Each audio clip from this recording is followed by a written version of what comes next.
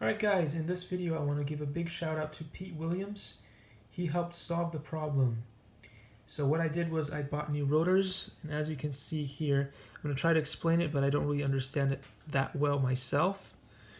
What was happening was that the drone was pulling really hard on one side and then maybe pushing down on one other side.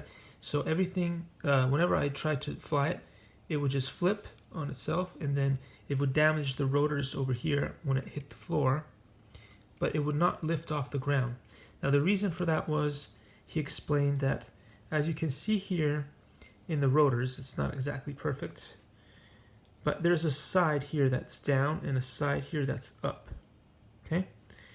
Now what you don't want to have is the same kind of rotor where this side is down and this part is up on the other side. What you want to do is mirror them.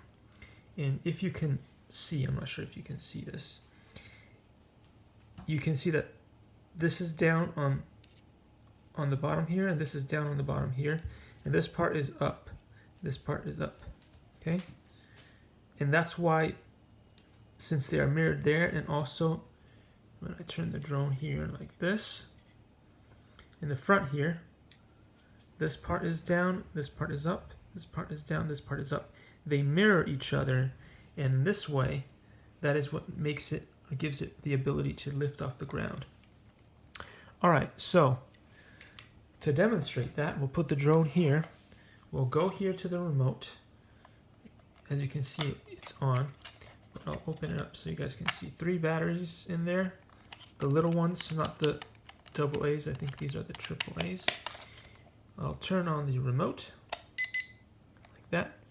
I will then turn on the quad. I will then to bind it, and then I will lift it off the ground. Yay! It lifts off the ground beautifully, as you can see, and it hovers beautifully as well. So thank you, Pete Williams, for fixing the issue. That was super helpful. Hopefully this will help other people in the future, and I will see you in the next video.